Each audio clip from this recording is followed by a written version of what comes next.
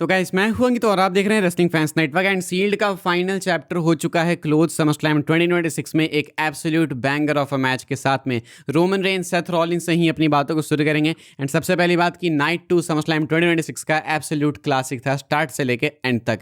Roman Seth Rollins के match में इतनी सारी चीजें हैं डिस्कस करने को, एंट्रेंस से लेके मैच के कंक्लूजन तक सब कुछ ही परफेक्शन था। लाइक इस चीज को आप बोल सकते हो भाई कि एक क्लासिक मैच, एक एपिक मैच यही होता है। एंड इसीलिए इन दोनों सुपरस्टार पे हम लोग बेट कर सकते हैं, डब्ल्यूडब्ल्यू वाले इन पे बेट करते हैं कि अगर ये दोनों रिंग में हैं तो आपको ज़्यादा कुछ करने की नीड नहीं है, आपको आउटसाइड इंटरफेरेंसेस की नीड नहीं है, आपको स्टिपुलेशंस की नीड नहीं है। बस इन दोनों को डाल दो, दोनों की इन रिंग केमिस्ट्री, दोनों की स्टोरी केमिस्ट्री इतनी परफेक्ट है कि आपको एक एक्शन पैक्ड मैच के साथ में एक स्टोरी टेलिंग वाइज भी परफेक्ट मैच देखने को मिला, यानी कि फुल ऑन परफेक्शन।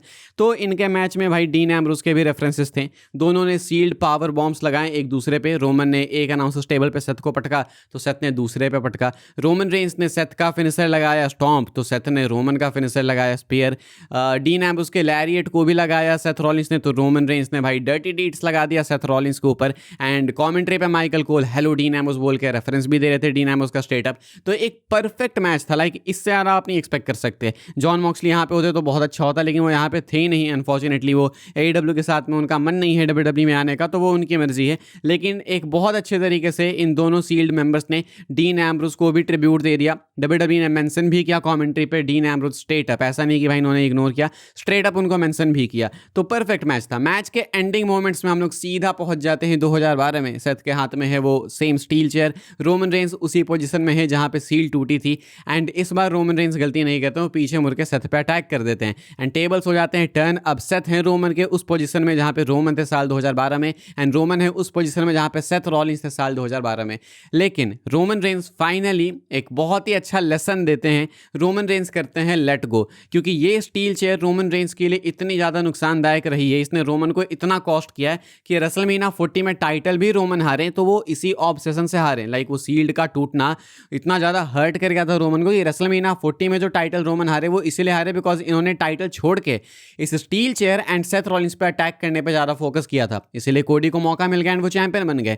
अदरवाइज वो चीज़ कभी होती नहीं। तो ये जो ऑब्सेशन है स्टील चेयर के साथ में एंड सील्ड ब्रेकअप की, ये रोमन को आज तक इतने सालों बाद 14-13 साल बाद भी हर्ट करती है। लेकिन आज फाइनली रोमन रेंस ने इस चीज़ को लेट गो किया। रोमन के हाथ में चेयर थी, फिर भी उस चेयर से रोमन ने अटैक नहीं किया, वो चेयर साइड रखी। सेथ को बुलाया मैन टू मैन कि हम लोग इसको फिस्ट फाइट से ही फाइनली निपटाएंगे। एंड दोनों उसके बाद करते हैं एक दूसरे से फाइनल बातें एंड उसके बाद रोमन का स्पीयर लगता है एंड देन होती है कहानी खत्म। 1 2 3 के साथ रोमन रिटेन करते हैं अपनी टाइटल को एंड कंक्लूड करते हैं अपनी ये सील्ड वाली स्टोरी जो कि इतने सालों से एक डेकेड लंबे टाइम से चलते आ रही है।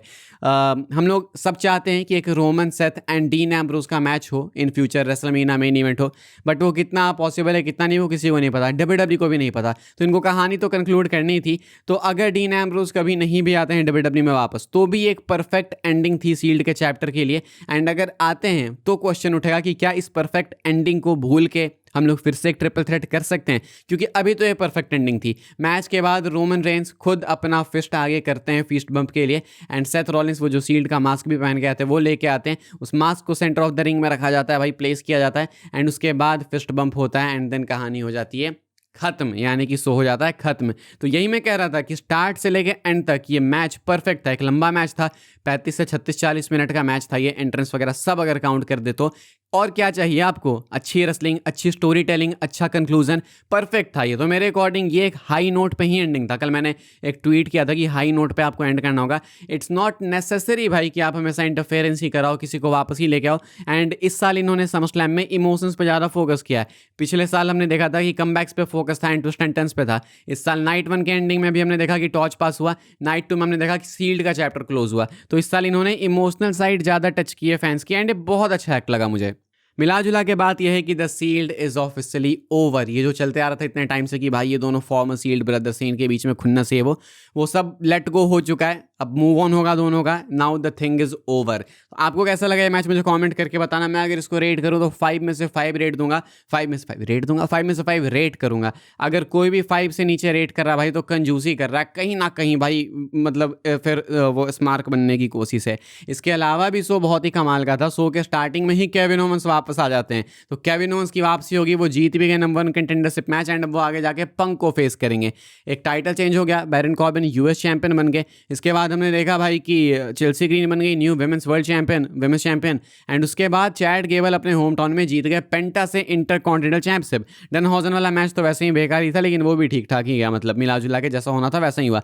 तो दिस नाइट वॉज परफेक्ट भाई, स्टार्ट से लेके एंड तक जो टोन इन्होंने पकड़ी कि भाई इसको हाई नोट पे ही रखना है, हाई नोट पे ही रखा इन्होंने शो को, एंड मेरे को बहुत अच्छा लगा भाई। तो जहाँ पे अप्रिशिएट करने वाली बात है वहाँ पे अप्रिशिएट करने वाली बात है। अब देखना है कि यहाँ से रोमन रेंस कहाँ जाते हैं, सेथ रॉलिंस कहाँ जाते हैं। रोमन के पास तो टाइटल है, तो वी नो कि भाई वो टाइटल डिफेंड करते जाएंगे। सेथ की कहानी कहाँ जाती है वो देखना होगा। एंड आई एम हैप्पी कि केविन ओवेंस वापस आ चुके हैं भाई after 7-10 months of absence. Kevin Owens is finally back. हमने सुनी थी इसी वीकेंड अपडेट भाई कि रैंडी ऑर्टन, केविन ओवेंस दोनों ही एक्सपेक्टेड है कि जल्दी आएंगे। एंड मेल्टजर की बातें सुना करो भाई, अगर कोई मेजर पीएलई होने वाला है उससे पहले अगर मेल्टजर ऐसे रिपोर्ट्स दे दें तो मान लो कि उस चीज़ के होने के चांसेस बहुत हैं, क्योंकि एक्यूरेसी तुम देखो यार, दोनों ही वापस आ गए, दोनों की अपडेट आई थी। तो Kevin Owens is back, Randy Orton is back and Roman Reigns Seth की कहानी हो चुकी है खत्म। लेसनर ने टॉर्च पास कर दिया ओबा फेमी को। ऐसा लगता है कि हम लोग एक नए शुरुआत की तरफ आगे बढ़ चुके हैं, बट इसके बाद तो संडे नाइट्स मेन इवेंट है, तो पूरी हाइप ही खराब हो जाती है जब इस चीज़ को मैं रियलाइज़ करता हूँ। तो बट आई रियली होप कि आने वाले जो मंडे नाइट रॉ के एपिसोड से जो कल एपिसोड होगा या फिर जो फ्राइडे नाइट स्मैकडाउन का एपिसोड है, ये सब हमारे लिए एंटरटेनमेंट लेके आए एंड डब्ल्यूडब्ल्यू यहाँ से वापस उस पेस को पकड़े भाई जो ये इतने टाइम से लेके चल रहे थे।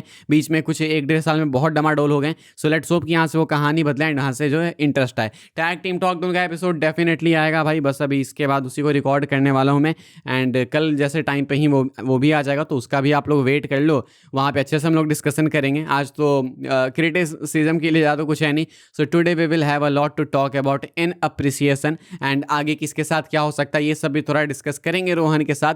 तो सबके लिए टैग टीम टॉक डाउन के एपिसोड का वेट करना। एंड बाकी अभी के लिए इस वाले वीडियो के लिए तो भाई यही सारी बातें थी। अगर मैं ओवरऑल शो को रेट कर दूँ, नाइट 2 को रेट कर दूँ, तो 10 में से मैं 8.5 की रेटिंग्स दूंगा नाइट 2 को। एंड अगर कंप्लीट समरस्लैम को रेट करें, नाइट 1 नाइट 2 कंबाइंड, तो देन मैं भाई समरस्लैम को ओवरऑल रेट करूंगा, नाइट 1 क्योंकि थोड़ा कम दिया था मैंने, ओवरऑल में 10 में से इसको देन 7.5 की रेटिंग दूंगा। अच्छा इवेंट था एंड समरस्लैम पे एक्चुअली में एफर्ट्स दिए जा रहे हैं, रेसलमेनिया लेवल का बनाने की कोशिश है, तो वो एफर्ट्स दिख रहे हैं। एंड मैंने स्टेज पे भी बोला था कि भाई देखो एफर्ट्स दिखने चाहिए, अगर एफर्ट्स दिख रहे हैं तो आई विल ऑलवेज अप्रिशिएट भाई। अगर आप एफर्ट नहीं कर रहे हो तब तो कोई मतलब ही नहीं है, लेकिन अगर मुझे एफर्ट्स दिखते हैं तो उसके लिए हमेशा ग्रेटफुल हूँ मैं कि चलो आपने कुछ किया। बाकी अभी के लिए इतना था भाई, वीडियो को लाइक कीजिएगा, शेयर कीजिएगा एंड सब्सक्राइब कीजिएगा चैनल को, ताकि आने वाले टाइम के अंदर आपको और भी सही डब्ल्यूडब्ल्यू की रिव्यू वीडियोस अपडेट्स वगैरह सबसे पहले देखने को जानने को मिलते रहे।